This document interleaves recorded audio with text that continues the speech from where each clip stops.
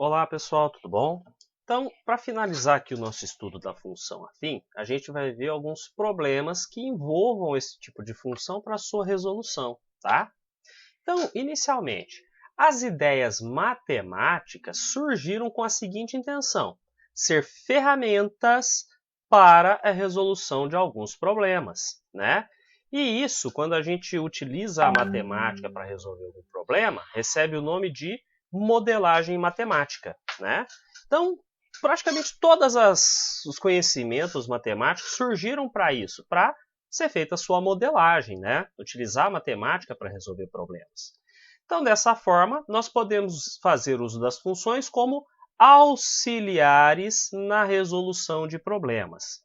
E nessa aula, nós veremos algumas situações que podem ser solucionadas por meio de uma função afim, tá?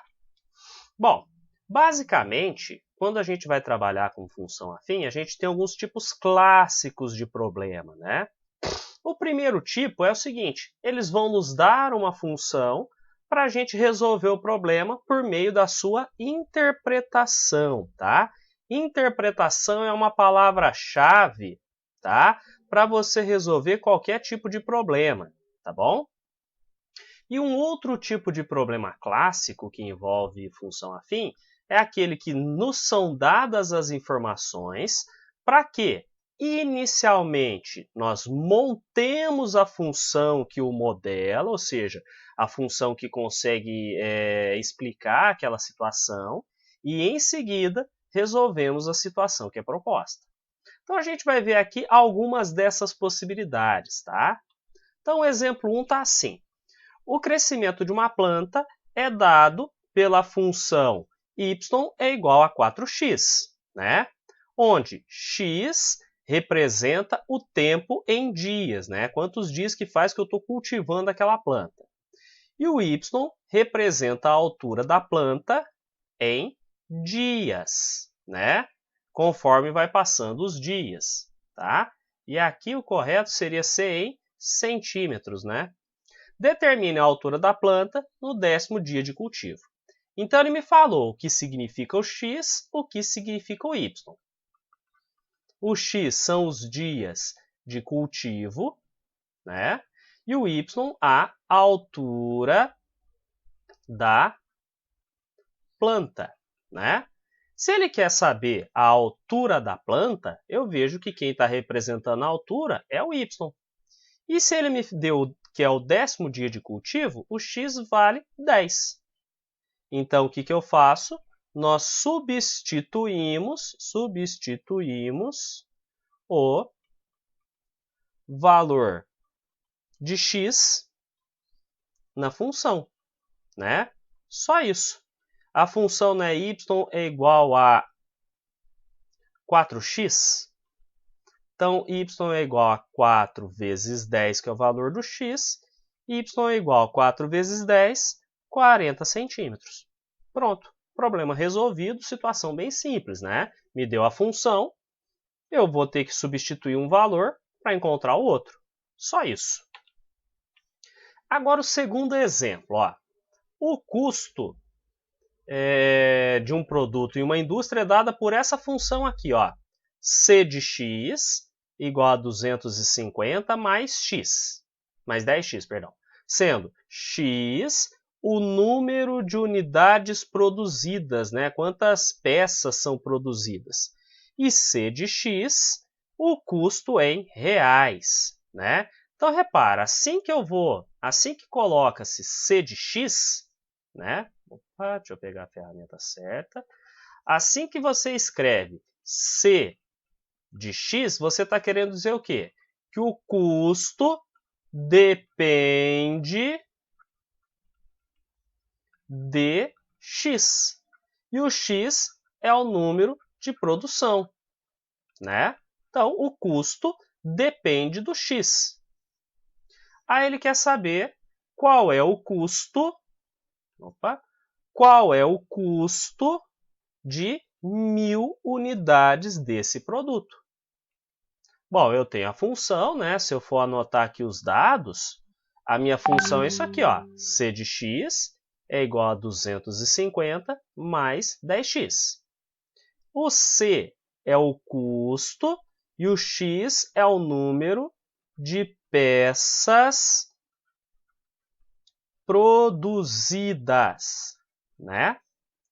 E um detalhe, pessoal. Repara que aqui eu tenho um 10 multiplicando o X, não é? E tem um 250 que não multiplica ninguém. Esse cara é um valor independente, né? Por exemplo, se o X for zero, ou seja, se eu não produzir nenhuma peça, né? Se eu não produzir nenhuma peça, olha o que vai acontecer. O custo para produzir 0 peças fica 250 mais 10 vezes 0, que é 250 mais 0, que é R$250. O que isso significa?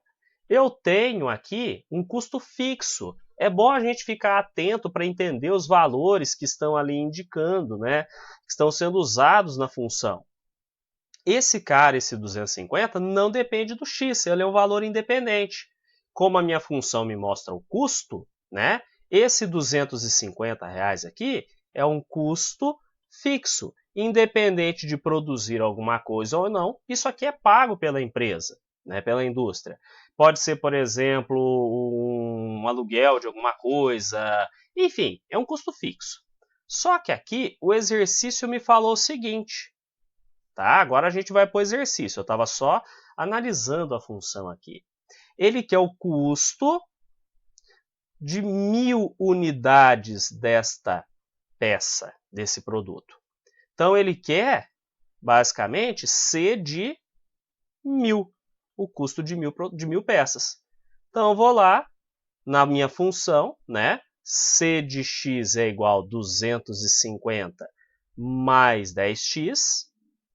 C de 1000, no lugar do x eu ponho 1000, então eu sei que aqui é o custo de 1000 peças, é igual a 250 mais 10 vezes 1000. Então, custo de 1000 peças vai ser igual a 250, eu tenho que fazer essa multiplicação primeiro, 10 vezes 1000 dá 10.000, então o custo para produzir 1000 peças fica 10.250 reais, tá? Então, uma outra funçãozinha, né, outro probleminha bem simples, basta substituir os valores ali, tá bom? Um exemplo 3, aplicação na física, né? Eu sei que todo mundo gosta de física, então a gente usa muita matemática em física. Um móvel está em movimento retilíneo e uniforme, o famoso MRU, né? Segundo essa função aqui, S é igual a menos 40 mais 20t, sendo S medido em metros e t em segundos, né? Usando os nossos conhecimentos de física, né? Resgatando os conhecimentos de física, o S aqui, então, seria a nossa posição, né? Que está medido em metros. Né? Ó, S em metros. E T em segundos. O T, então, é o tempo em segundos. Eu poderia escrever assim, né, usando a notação que a gente já conhece. Y igual a menos 40 mais 20x. O t está fazendo o papel do x, o s está fazendo o papel do y. Né? Aí que o povo da física gosta de mudar as letras para fazer graça. Aí na letra A ele quer o seguinte, a posição do móvel, o s, no instante t igual a 3 segundos. O que eu faço? Substituindo na função, né? A gente só pega e substitui. S é igual a menos 40 mais 20 vezes o tempo, que são 3 segundos. Então, S é igual a menos 40. Eu tenho que fazer essa multiplicação aqui, ó, 20 vezes 3 é 60. Menos 40 mais 60 dá 20. E ele me falou que o S aqui estava medido em metros. Então, a posição desse móvel aqui é 20 metros. Tá certo? E aqui na mesma questão, ele me deu a mesma função, né? Item B. O instante. Agora, instante, pessoal, lembra o que cada letra significa? S é a posição e T é o tempo. Se ele me falou instante, ele me deu o tempo, tá? O instante, então, ele quer o T, em que o móvel passa pela posição 60 metros. Então, o S agora é 60 metros. O que eu faço com isso? Substituindo na função, tá? A função é isso aqui.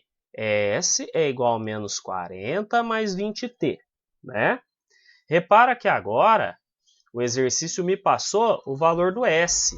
Então fica 60 é igual a menos 40 mais, como ele quer que eu calcule o valor do t, eu vou deixar o t indicado.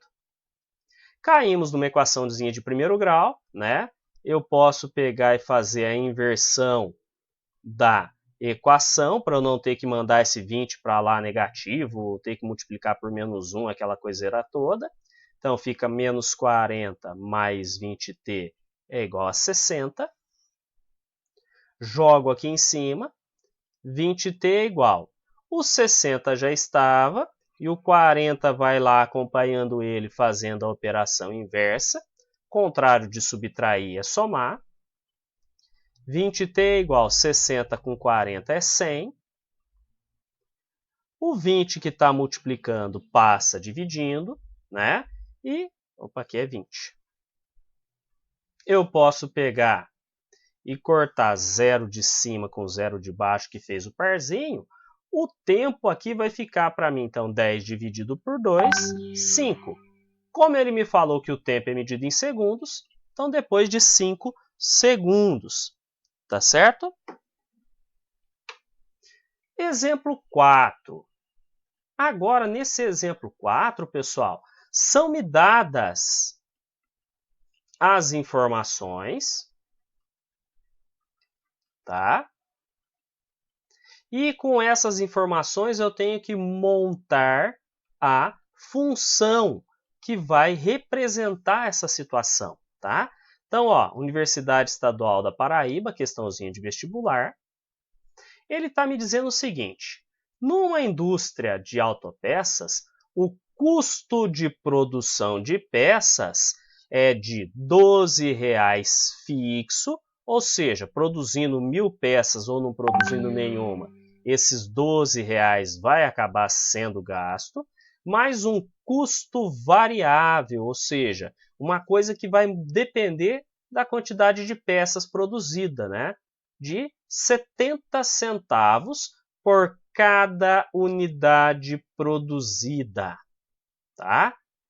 Se em um mês foram produzidas X peças, então a lei que representa o custo total dessas X peças é alguma coisa assim.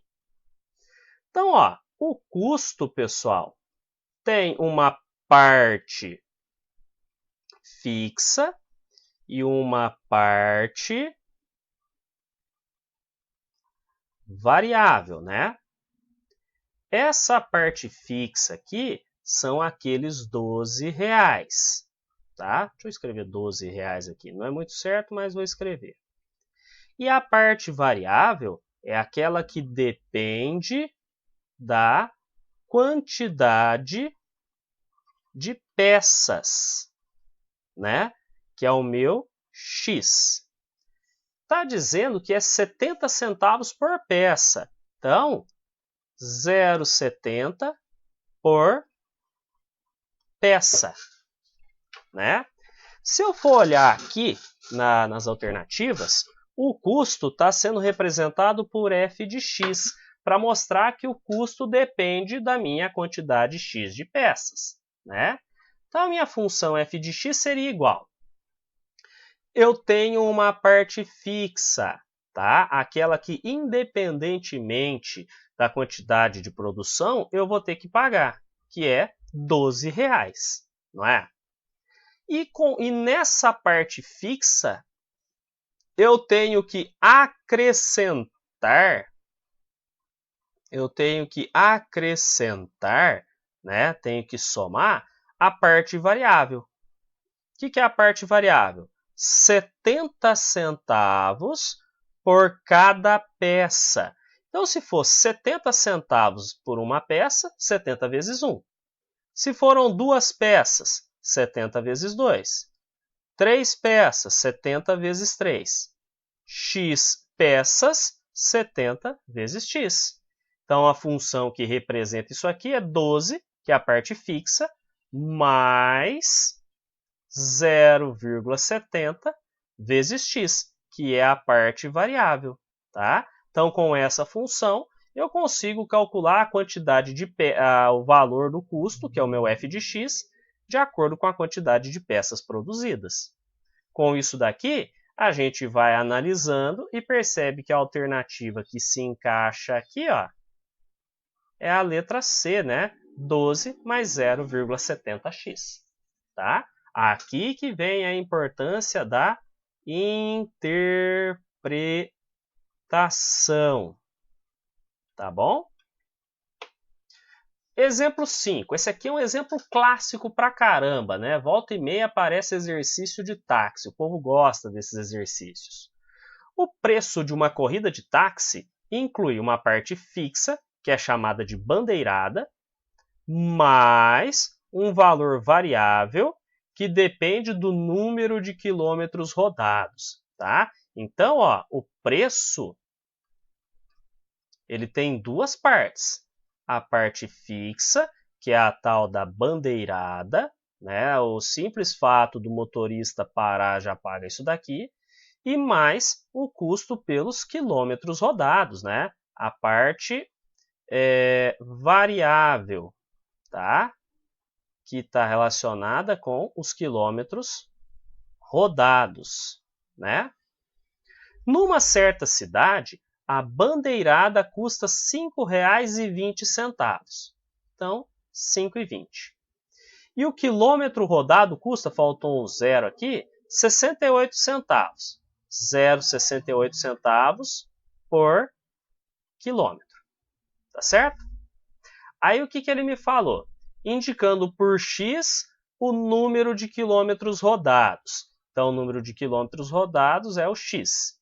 E y, o preço a pagar, determine a função y igual a f de x, né? Quer dizer o seguinte, que y depende de x, né? Bom, o que a gente sabe? Que o preço é formado por essas duas partes aqui, né? Uma parte fixa, que independentemente de eu andar até na esquina ou andar até outra cidade, é 5,20. Então, independentemente do que acontecer, eu tenho que pagar os 5,20. Mais a parte variável, que é 68 centavos por quilômetro. Então, ó, 68 centavos. Se eu andar 1 quilômetro, eu multiplico ele por 1. Se eu andar 2 quilômetros, eu multiplico por 2. Se eu andar 3 quilômetros, eu multiplico por 3. E se eu andar x quilômetros, eu multiplico por x. Então, a minha parte fixa é os 5,20, mais a parte variável, que depende da quilometragem, eu tenho que acrescentar esse 0,68x aqui. Então, 0,68x. Tudo bem até aqui, pessoal? Então, continuando, a gente sabe que essa funçãozinha aqui, ela vai me mostrar o custo da viagem dependendo da quilometragem, né? Acabamos de fazer a modelagem matemática desta situação. Aí o item B falou o seguinte, determine o preço a pagar, determine o meu y, numa corrida de 7,5 quilômetros. O x é 7,5 quilômetros, né? Como que eu resolvo isso? Nós usamos a função, né? Se eu já tenho a função que me descreve essa situação, eu uso ela. Ah, mas quem que é a função? Essa danadinha que a gente encontrou no item A. Y é igual a 5,20 mais 0,68. Então, 5,20 mais 0,68x. Tenho o valor do x, substituo, né? Y é igual a 5,20 mais 0,68 vezes 7,5 km. O 5,20 continua porque eu tenho que fazer essa multiplicação primeiro. Então, 0,68 vezes 7,5 vai dar 5,1. Então, o meu y vai dar um total, lembra que é dinheiro, 5,20 mais 5,10, R$10,30, certo? E no item C, calcule a distância percorrida. Distância percorrida é o x lá na minha função. Por um passageiro que pagou 8,26. Então, o y é igual a 8,26. Novamente, pela função que a gente obteve, y é igual a 5,20 mais 0,68x, eu consigo determinar. Agora, nós substituímos o valor de y, né? Então, 8,26 é igual a 5,20 mais 0,68x, né? Se eu passar só esse 0,68x para cá, ele vem negativo. Então, eu vou pegar e invertendo a equação, para ficar mais fácil eu não ter que multiplicar nada por menos 1. Então, vai ficar 5,20 mais 0,68x é igual a 8,26, certo? 0,68x é igual a 8,26. Esse 5,20 vai passar para cá negativo, menos 5,20. 0,68x é igual. Se eu fizer 8,26 menos 5,20, vai dar 3,06. X é igual. Quero isolar o x, este cara passa dividindo. Então, fica 3,06 dividido por 0,68. 3,06 dividido por 0,68, o x vai dar 4,5. Como a gente sabe que o número a distância rodada é em quilômetros, 4,5 quilômetros. Tá certo? E, para fechar, questãozinha do Enem, tá? O Enem, pessoal, ele gosta bastante dessas questões de interpretação. Então, está colocando assim. Em fevereiro, o governo da cidade do México, metrópole com uma das maiores frotas de automóveis do mundo, passou a oferecer à população bicicletas como opção de transporte. Por uma anuidade de $24, os usuários têm direito a 30 minutos de uso livre por dia. Então, paga $24 por ano, 30 minutos por dia. O ciclista pode retirar em uma estação e devolver qualquer outra. E, se quiser estender a pedalada, paga $3 por hora extra, né? Então, ele pode usar por meia hora e a cada hora extra que ele utilizar por dia, $3. Agora vem o seguinte, a expressão que relaciona o valor F pago pela utilização de uma bicicleta por um ano, quando se utilizam X horas extras nesse período é alguma dessas funções. Então, pessoal, o que a gente percebe aqui da interpretação do exercício, né? O valor pago, ele é formado por duas etapas, né? Por duas partes. Um valor fixo e um valor variável, né? O valor fixo é aquela anuidade de 24 dólares. E o valor variável são as horas extras que você utiliza a bicicleta, né? Que custa 3 dólares por hora. Então, 3 dólares por hora. Então, o que a gente percebe? Que o valor pago ele é uma função, né? Porque ele depende das horas extras, né?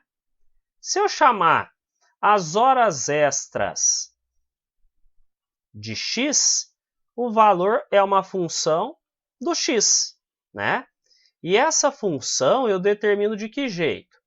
Vou pegar o custo fixo primeiro, né? De um jeito ou de outro eu vou pagar 24 dólares.